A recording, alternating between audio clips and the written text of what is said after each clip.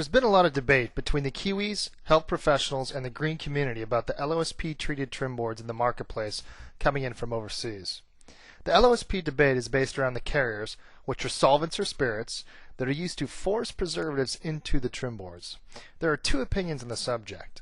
One camp argues that the majority of the solvents flash off before the trim boards get to the States, and that there are only residuals left in the wood, thereby the trim boards are safe. The other camp argues that it's actually the residuals themselves left in the wood that pose the severe health risks, substantiated by the solvent-based smell of the LOSP products as they continue to off-gas VOCs. Either one camp is right or one camp is wrong. So we'll take the notion that LOSP solvents pose severe health risks and give it two distinct outcomes. It's either false or it's true. And we can either decide to do something or do nothing about the notion. Now, if we look at these possibilities side by side, we can create a matrix that will help us look at the outcomes of our actions or inactions. It's either true or false that LOSP solvents pose health risks, and we can either take the action of do something or do nothing. What that gives us is a box representing four basic outcomes for each of the possibilities regarding the solvents. Let's take a look at what each of these scenarios might look like.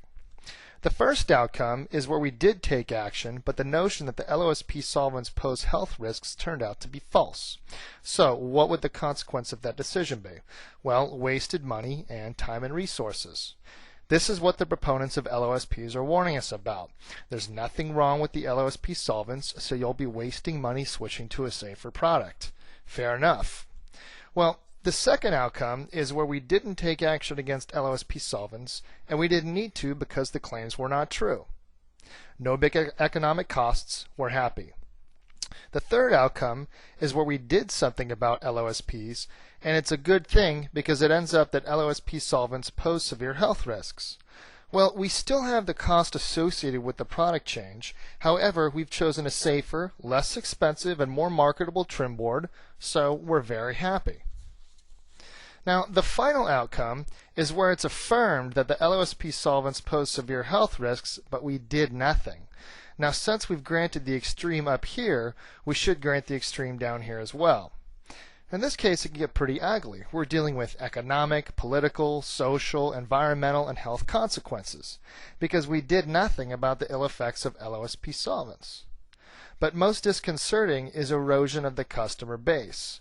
We say we're green, but we don't act green, customers leave. Okay, so we've simplified things here a bit. One's decision regarding the dangers of LOSP solvents will fall roughly into one of these four boxes. However, it's important to point out that we have no row control over the outcomes. We can't say for certain if the LOSP solvents are good or bad for your health. But we can control which column the future will lie in. That is, we can choose to either do something or do nothing about the solvents. Well, let's say you're choosing column A, do something.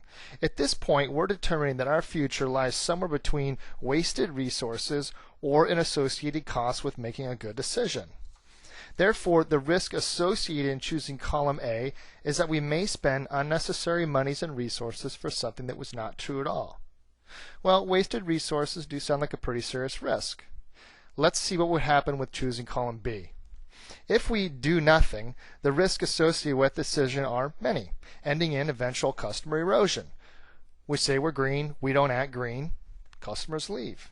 And here's the scary part. These are the consequences for either deciding to do nothing about LOSP solvents or their consequences by default of inaction because we were busy debating if the LOSP solvents and VOC off-gassing pose health risks. It's a far greater risk than column A. Notice that both columns A and B account for hard costs. You just get a big negative bonus here for doing nothing about the ill effects of LOSP solvents. Don't listen to me though. Do the research yourself and ask, are they guessing about rows where we have no control over the solvents? Or are they talking about choosing between actionable columns where we do have control over the ill effects of LOSP solvents on our health? I think you'll see that no matter how you structure this, the argument still leads to the same inescapable conclusion. When faced with a decision about our future, the only responsible choice, the only defensible choice, is to do something in order to eliminate the do-nothing risks as a possibility. Now, it's possible at this point you're thinking, wait, isn't your entire argument based upon the fear of not acting? Well, not really, because we're assuming in this risk management matrix is that the chance of LOSP solvents being good or bad is 50-50. However, the split between true-false should really be pushed up here. And you don't have to look far to find the evidence justifying pushing this line up. The first alarming information showing that LOSP solvents pose health risks is that legislation to ban the way in which the products are manufactured has already been introduced into the New Zealand government. You can see from this article that they're having countrywide LOSP-related health problems. And remember, that's the whole key here. It's the solvents, not the preservatives. It's the solvents that are harmful. If you're not convinced, then ask yourself, why is it illegal to manufacture this way in the United States? The LOSP products' MSDS sheets also tell an honest story about the health risks of the solvents used.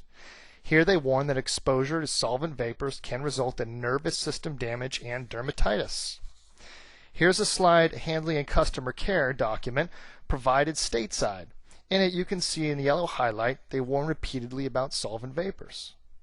Now, if LOSP literature itself isn't convincing enough, just walk into any stocking dealer of LOSP products and you'll be able to use your nose to smell the off-gassing of the solvents.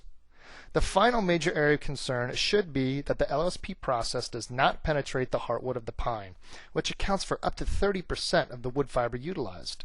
Here's a picture of some LOSP product that was tested. The graphic represents the lack of penetration into the heartwood. This is further evidenced by the LOSP literature itself. Quote, the process achieves 100% sapwood penetration and a variable degree of heartwood penetration. End quote. In my humble opinion, that's marketing speak for no penetration, no heartwood protection. Finally, we can see that all cuts into the wood must be recoated with a specific preservative, zinc naphthenate, as shown here. Using an end-cut preservative is required under the warranty. This is likely required because the heartwood is not protected, therefore you need to reseal the product. The most difficult thing here, of course, is the extra labor it poses for the builder. Extra labor equals higher cost of product. So you can see the risks associated with supporting LOSP solvents is high, and clearly the line pushed up here is justified. Now, to further solidify the line's position, we can also look towards cleaner alternatives that give us the following benefits. Boron, adjuvant, and water, not solvents, are the carriers of the protection components. Penetrates heartwood as well as sapwood. Alternatives do not need their ends retreated. There is fixation chemistry used in alternatives. They are less expensive and safe, and finally, alternatives have no volatile solvents, VOC off-gassing, or other harmful chemicals. Because of the benefits gained in column A and the risk apparent in column B, this line is repositioned properly and firmly in place. We started looking at this very simple matrix where it appeared that there could be several directions to take. However, after some very basic analysis, we end up with quite a different matrix. And it becomes quite clear that doing nothing about the health risks posed by LOSP solvents is not an option, and we must do something. So that's our silver bullet argument, and we appreciate you listening to our case for responsible products in the marketplace. I'm Craig Flynn, and this has been a CraigsMeth.com opinion.